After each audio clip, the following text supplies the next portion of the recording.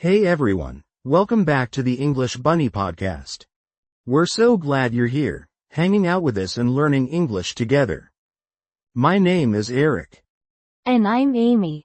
Today we're diving into everyday conversations at the intermediate level. These are the kinds of conversations you'll have with friends, classmates, or even at work. So let's start with a question. What does intermediate conversation really mean? A lot of people think it means using big, fancy words or complicated grammar. But honestly, that's not the point at all. Right. Being intermediate isn't about throwing in difficult vocabulary. It's really about how you use English. At this level, you can add details, explain your feelings, and give reasons. That's what makes your conversation sound more natural and interesting. For example, instead of just saying, "I'm tired," you could say, "I'm tired because my morning was chaotic and I had to rush to work." See? Same simple grammar, but with more details and emotions. That's intermediate English. And don't worry if you don't catch every single word we say today. That's totally normal. Exactly. Learning a language is all about daily practice and small steps. Even native speakers are always picking up new words. So just sit back, relax, and let today's episode help you grow a little more. Alright, let's get started. Today we're going to teach you 3 super common words that you will definitely hear in everyday conversations. Amy, why don't you start us off? Okay. My first word is relieved. If you feel relieved, it means something stressful is finally over, and you can relax again. For example, I had been stressed out for 2 weeks studying for that test, so when I finally handed it in, I felt so relieved. It was like a huge weight off my shoulders. Oh, that's such a good example. I think everyone knows that feeling, right? I'll add one. After their child went missing in the store, the parents were terrified and called the police. They finally felt relieved when the officers brought their child back safely. Nice one. It really shows that relieved is that happy calm feeling after stress goes away. Exactly. Alright, my word is chaotic. This means very messy, disorganized, or out of control. For example, the airport was chaotic during the holiday. Families were rushing with heavy bags, kids were crying. And the lines were so long that people didn't even know where to go. I can totally imagine that. Okay, here is my example. The classroom was chaotic after the teacher left. Kids were throwing paper balls, running between desks, and the noise was out of control. Perfect. That paints a really clear picture. Okay, Amy, what's the last word? The last word is overwhelmed. This is when something feels like too much to handle, maybe too many emotions or too much work. For example, he felt overwhelmed on his first day at the new job. His desk was covered with papers, his manager gave him 5 tasks at once. And he didn't even know where to start. There were too many things he needed to do. Nice, that's a good one. Here's mine. I was overwhelmed with happiness when I saw my family waiting for me at the airport after a long trip. I ran to hug them and couldn't stop smiling. Ah, that's sweet. So, our 3 words today are relieved, chaotic, and overwhelmed. Super useful words that can really make your English sound more natural. These words are going to come up in our conversation today. Alright, let's move on to our first conversation. Listen carefully and see if you can catch the words we just learned. Conversation 1. Hey Mark, how was your week? I don't even know where to start. This whole week has just been so chaotic. What happened? You look like you haven't slept in days. First, on Monday, my manager changed all the deadlines. Suddenly, 3 reports were due on Friday. Then Tuesday morning, my alarm didn't go off. So I rushed out of the house, spilled coffee on my shirt, and forgot my laptop charger. It's just been chaotic, one thing after another. That really does sound chaotic. No wonder you're exhausted. How about the next few days? Did things get any better? No, by Wednesday afternoon I was just staring at my computer screen. There were sticky notes everywhere, and I couldn't even remember if I'd had lunch. I felt so overwhelmed, like my brain just stopped working. I've been there. When everything feels overwhelming, even a simple email feels like climbing a mountain. Exactly. It's not just the work. It's the pressure, the constant noise in my head. Honestly, I almost gave up yesterday. You should take a vacation sometime. Do you know Jason, from the other department? He went to Paris last month because he was so stressed.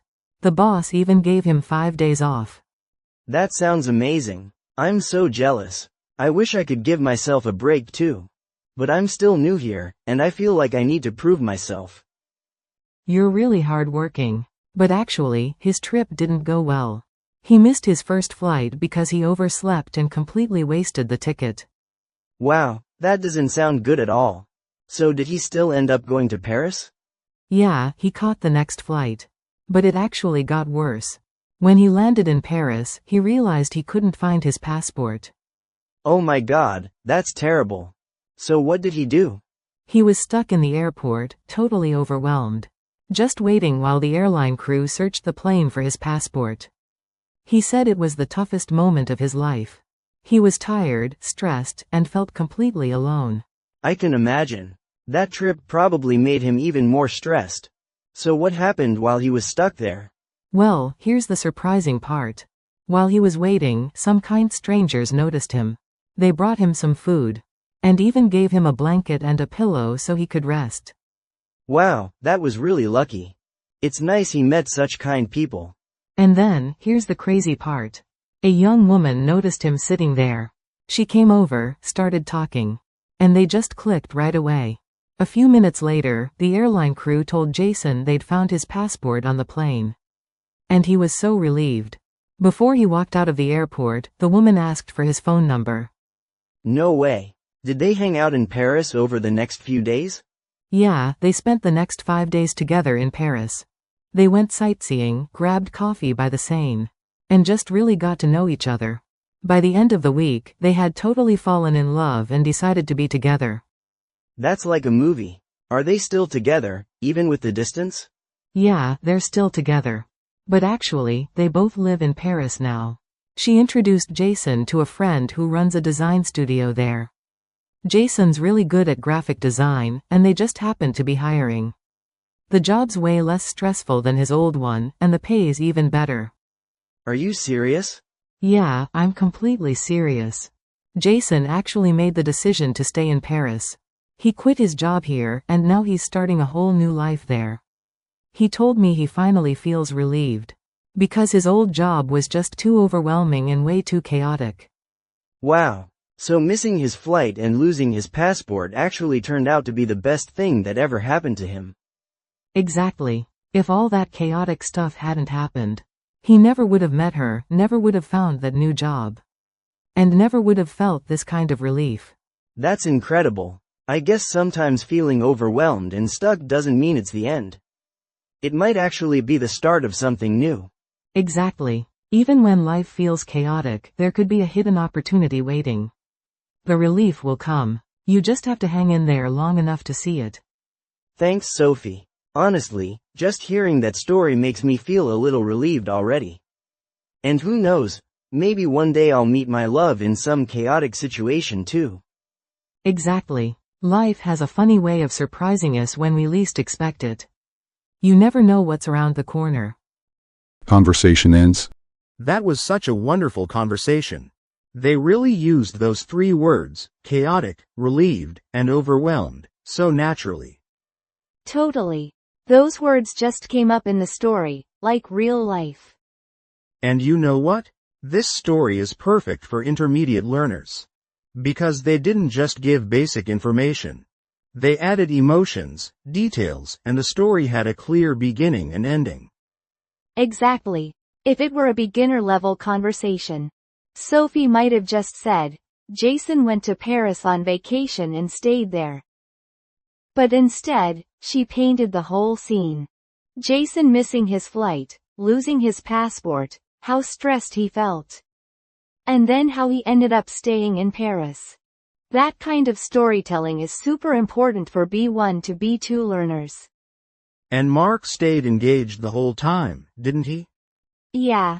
He jumped in with active listening phrases like, "That sounds amazing," or, "Oh my god, that's terrible." Those little reactions show he was paying attention and also encouraged Sophie to keep going. And I really liked how Mark started out complaining about his own busy, chaotic week. But after listening to Sophie's story, he connected it back to his own life. Instead of staying negative, he found a positive way of looking at things. Right. That's the deep part of this conversation. It's not just about what happened, it's about what it means. Sophie showed how chaos can sometimes bring opportunity. And Mark took that lesson and turned it into hope for himself. Exactly. And that's what intermediate English is all about. Not just bigger words or grammar, but being able to share emotions, reflect on stories, and even shift your perspective. So when you practice English, don't just stop at the facts. Add in how you felt, what you learned, or how the story connects to your life. That's how your conversations will become more natural, more meaningful, and way more powerful. Alright, should we jump into our next set of vocabulary? Sure. Let's bring in 3 new words for our next conversation. Alright, I'll start with the word random. Random means something that happens by chance, without a plan or a clear reason. For example, we didn't know where to go last night, so we just picked a random restaurant. And it turned out to be one of the best meals we've ever had. Great explanation. Random is when something is surprising, unplanned, or doesn't really follow a pattern. Here's my example. At the concert, the singer picked a random fan from the crowd to come on stage. And everyone went crazy with excitement. Nice. I like that example. So what's your word? My word is resist. This word means to fight against something. Or to stop yourself from doing something. For example, she resists eating ice cream because she's on a diet. And even when her friends order big sundaes at the cafe, she just sticks to her cup of coffee. That's a very useful word. Resist is super useful because we use it when we talk about fighting against something or holding ourselves back. My example is, he couldn't resist buying a new phone, because it was his favorite color and it was on sale. Nice example. And what's our final word? The last one is persuade. It means to make someone decide to do something by giving them reasons. For example, I didn't want to go hiking at first, but my friends persuaded me by saying the view at the top was amazing. Nice choice. We often use persuade when talking about making decisions or choices. For example, he tried to persuade me to buy the more expensive phone by explaining all the extra features it had. Wonderful. So, we've learned random, resist, and persuade. 3 words we can use to talk about different communication styles and behaviors. Exactly. These words will make our next conversation sound more natural and powerful. Conversation 2. Hey, Tom. I just moved into my new place, and I'm hosting a little housewarming party this Saturday. We will have fried chicken, pizza, and cake as usual. Are you coming? I'm not sure yet. I might be busy. Busy again? You've skipped the last 2 parties with our group. What's really going on? Nothing big. I just don't feel like it this time. We've been friends forever. You don't have to resist telling me the truth. Whatever it is, you know I'll get it. Alright. Honestly, my doctor told me I have high blood sugar. And he warned me that if I don't control it, it could get worse. So now I really need to change my diet. Cut back on fried and sugary foods. And since our parties are usually full of that kind of stuff, I didn't want to sit there feeling awkward, so I decided to resist going. Thanks for telling me the truth. I totally get it. But honestly, hanging out with you matters way more than what we eat. I don't want to make it awkward for everyone. I kept trying to resist the urge to text the group about it. I don't want to sound demanding. You're not demanding. You're just taking care of yourself. How about this? I'll try to persuade the group to switch things up and do a healthy potluck instead of our usual pizza and fried chicken. Persuade the whole group? They love their wings and pizza. Let me try. What if we do a healthy potluck? Everyone brings something simple. We'll probably end up with a random mix of dishes. Roasted veggies, salad, lettuce wraps. No pressure, just fun. A random mix actually sounds kind of exciting. But are you sure people won't complain? I can persuade them. I'll say it's a throw-together challenge. Best dish wins nothing but eternal glory. You know our group. Give them a theme and they're in. You really think you can persuade Max to give up buffalo wings? For one night, yes. I'll remind him he once tried kale chips by accident and survived. Plus, I'll bring a big tray of roasted sweet potatoes. He'll be fine. I've been trying to resist the reunion because I hate explaining myself. But I guess hiding makes it worse. Exactly. And if someone pushes, I can help. We'll stand together. Also, remember freshman year? That random karaoke night? None of us wanted to go, and it turned into one of our favorite memories. True. Totally random, totally fun. Maybe I need that energy again. So here's the plan. I'll persuade the group in the chat. You don't have to say anything. Just show up. Bring something you can eat and love. You know what? I think I actually want to tell them the truth. That's really brave of you. And honestly, you don't need to feel embarrassed at all. If you tell them, they'll understand. True friends don't judge you for taking care of yourself. They'll support you. Okay, I'll bring my roasted veggie lasagna. Funny thing is, I used to resist whole wheat noodles, but now I actually kind of like them. See? You're already persuading yourself to enjoy healthier food. I bet everyone else will love it too. We'll put on a random playlist and let the night happen. Thanks. You always manage to persuade me to see things in a better light. That's what friends are for. We don't resist each other's needs. We work around them. You're right. I've been so focused on what I can't eat that I forgot why we meet at all. It's not food, it's people. Exactly. And if anyone gives you a hard time, I'll politely persuade them to try your lasagna first. The flavor will do the rest. Deal.